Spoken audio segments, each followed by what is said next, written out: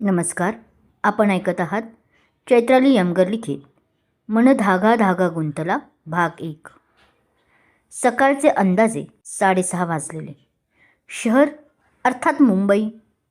नेहमीप्रमाणे मुंबई जागी झाली होती. रस्त्यावर गाड्यांचा आवाज, लोकल ट्रेनची धावपळ, ऑफिसला निघालेल्या लोकांची घाई. पण या सगळ्या गोंधळात एका फ्लॅटमध्ये मात्र वेगळाच माहोल होता. राधिका, अगं उठ ना, 7 वाजले. कुणीतरी ओरडत होतं. 5 मिनटं. बेडवर पांघरून डोक्यावर घेऊन झोपलेल्या मुलीने त्रासिक चेहरा करत म्हटले. ते 5 मिनटं तू गेल्या अर्ध्या तासापासून बोलतेस. तेवढ्यात तिचं पांघरून खेचलं गेलं. आकाश! ती मुलगी आता जोरात ओरडली.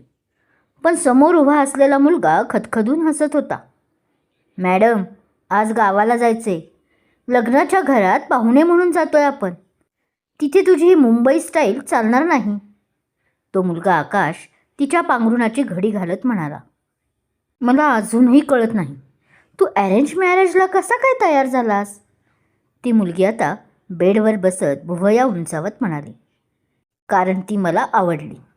तसा तो मुलगा आकाश हसून म्हणाला. फक्त 2दा भेटून? त्या मुलाला ते ऐकून आश्चर्य वाटले. कधीकधी 2 मिनिटात माणसं आवडतात, तो एकदम फिल्मी अंदाजात म्हणाला. आणि कधीकधी 2 वर्षातही नाही. तसं ती मुलगी गंभीर होत म्हणाली. तिच्या या वाक्यावर दोघांनी काही क्षण एकमेकांकडे पाहिले आणि मग जोरजोरात हसायला लागले. ही आहे आपल्या कथेची नायिका राधिका. राधिका देशमुख. DD नावाची आशियातील पहिल्या 10मधील टॉप कंपनीच्या मालकाची धाकटी मुलगी. ती, मॉम, डॅड आणि बहीण असा हा छोटासा परिवार. मित्रमंडळीत तिला सगळे रॅट्स म्हणायचे. वयवर्ष साधारण 25. बिझनेस मॅनेजमेंटचा कोर्स शिकलेली, बिनधास्त, हट्टी, आपल्याला हवे ते स्वतःच्या हिमतीवर मिळवणारी. मनाने खूप हळवी, पण फक्त हे तिच्या क्लोज असलेल्यांनाच फक्त माहीत होते. ती आपला हा स्वभाव लपवायची. तिला गाव, शेती, परंपरा यांबद्दल फारसं काही माहीत नव्हतं. तिचं आयुष्य मुंबईतच गेलं होतं. पण आज ती पहिल्यांदाच एका खेडेगावात जाणार होती. आकाशच्या होणाऱ्या बायकोच्या घरी. आकाश तिचा खूप जवळचा मित्र, फॅमिली फ्रेंड. फक्त एवढंच नाही तर ते आधी कपल म्हणून ओळखायचे कॉलेजमध्ये. पण दोघांच्या मनात मात्र तसं काहीच नव्हतं. आकाशने आपल्या आईच्या नातलगांपैकी एका मुलीला पसंत केलं आणि त्याच उत्साहात आता ती, तिचे बाकी मित्र या लग्नाला जायला निघाले होते. सोबत नवरदेव आकाशही होता ना. गावात लग्नाआधी काही परंपरा होत्या ज्यासाठी नवरदेव असणे गरजेचे होते. एकटं जाण्यापेक्षा सोबत त्याने आपल्या या गँगला घेतले होतेच. सगळेच रिच असल्याने जॉब, नोकरी करणाऱ्यांपैकी कोणीच नसल्याने त्यांच्यावर जबाबदारी काहीच नव्हती सध्याला. म्हणून तेही मस्त ही 15 दिवसांची ट्रिप एन्जॉय करायला तयार झाले होते. सकाळी 9 वाजता मुंबई पुणे एक्सप्रेसवे एक मोठी ट्रॅव्हलर वेगाने धावत होती. आत पूर्ण गोंधळ सुरू होता. आकाश, राधिका, नेहा, काव्या, सिद्धार्थ आणि करण, 6 जिवलग मित्र. रॅट्स, तुला माहीत आहे का, गावात वायफाय नसतं. करणने तिला चिडवलं. काय? ते ऐकून राधिकाने मोठे डोळे करत म्हटलं. मी परत मुंबईला जाते. तिच्या या एक्सप्रेशनवर आता सगळे हसायला लागले. अगं गंमत केली त्याने. सिद्धार्थ तिला आता हसून म्हणाला. मस्करी करू नका हा माझी. नाहीतर, ती त्यांच्या या हसण्यावर गाल फुगवून म्हणाली. नाहीतर काय, तू या चालत्या ट्रॅव्हलमधून उडी मारशील? काव्याने तिला डिवचलं. तसं आकाश आणि सिद्धार्थने डोक्यावर हात मारून घेतला. हो मारेल ना, दाखवू का मारून? रॅड्स तिला टशन देत म्हणाली. काव्या आणि राधिकाचं कधीच पटत नसे. काव्या कायम तिला पाण्यात पाहायची. काव्या ही या इतरांपेक्षा कमी रिच होती, पण दिसायला या दोघींपेक्षा जास्त सुंदर होती.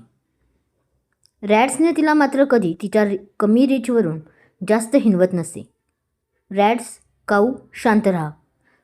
पण करणने दोघींना गप्प केले. करण हा काव्यावर एकतर्फी प्रेम करायचा. अजून त्याने तिला कधी बोलवून दाखवले नव्हते. कारण मैत्री तुटली तर या विचाराने. बरं, ते राहू देत, पण रॅड्स, तुला गावात राहता येईल ना? काव्याने कुटील हसू चेहऱ्यावर आणत विचारले. का नाही? रॅड्सनेही तो विषय स्टॉप करून तिला रागात विचारलं. कारण तिथे सकाळी कोंबडा आरवतो. करणही आता या काव्याच्या चिडवण्यात सामील होत म्हणाला. अरे देवा! ते ऐकून आपल्या रॅड्सचे ते गोलगोल डोळे मोठे झाले. हो, आणि रॅड्स, आता सिद्धार्थही सामील झाला. तिथे एसीही नसतो, त्याने पुढे म्हटले. काय? पण हे ऐकून मात्र आता रॅड्सने कपाळावर हातच मारला. आणि तिथे रात्री 8ला लोक झोपतात. आकाश काय मागे राहणार होता का? तोही बोलला. तसं राधिकाच्या चेहऱ्यावरचे भाव पाहून पुन्हा सगळे हसू लागले.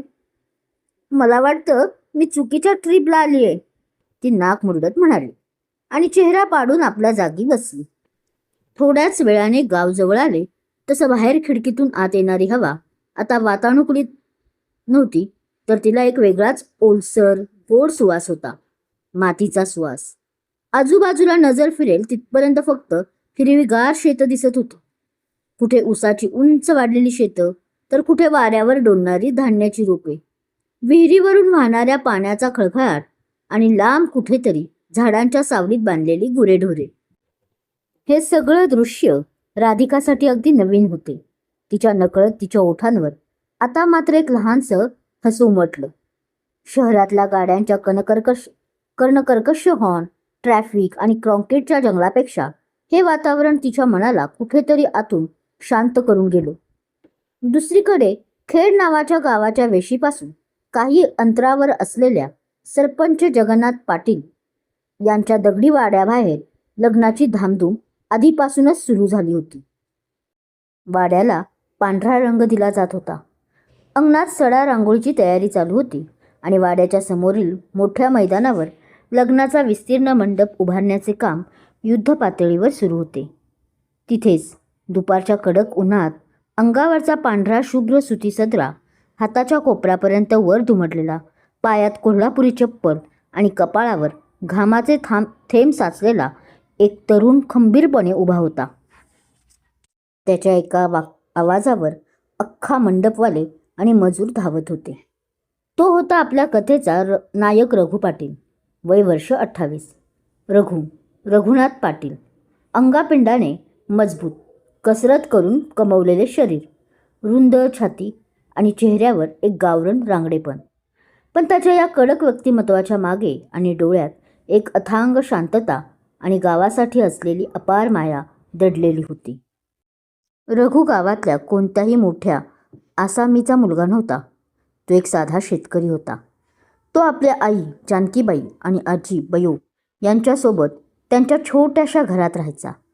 पण रघुचा स्वभाव असा होता की गावातल्या लहान मुलांच्या वारशापासून ते कोणाच्या म्हाताऱ्याच्या अंत्यविधीपर्यंत आणि सरपंचाच्या घरच्या कारभारापर्यंत प्रत्येक ठिकाणी पहिली हाक ही रघुलाच मारली जायची.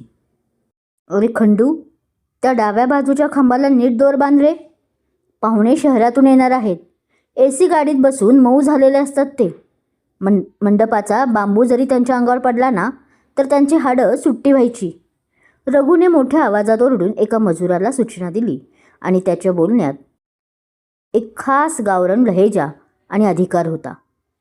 हो रघुभाऊ, काळजी नको करू, एकदम मजबूत काम करतोय. खंडूने वरूनच हात केला. तेवढ्यात गावातला एक लहान मुलगा पळत पळत रघुच्या जवळ आला. त्याचे पाय धुळीने माखले होते.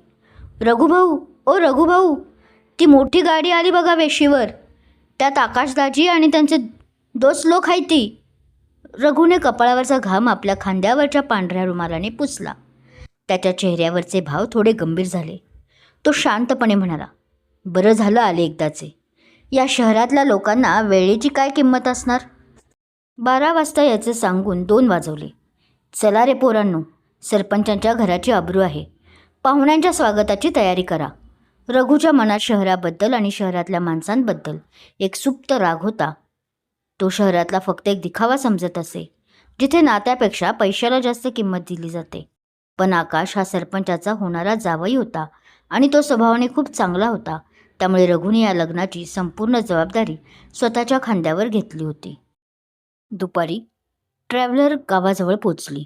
दोन्ही बाजूंना हिरवीगार शेती, दूरवर डोंगर, वाऱ्यावर डुलणारी उसाची शेतं, आंब्याची झाडं, नारळाची झाडं आणि मातीचा तो वेगळाच सुगंध. ट्रॅव्हलरच्या खिडकीतून बाहेर पाहत असलेली राधिका काही क्षण स्तब्ध झाली. वाह! तिच्या तोंडून आपोआप निघालं. काय झालं? शेजारी बसलेल्या नेहानं विचारलं. हे खूप सुंदर आहे, राधिका. हो का?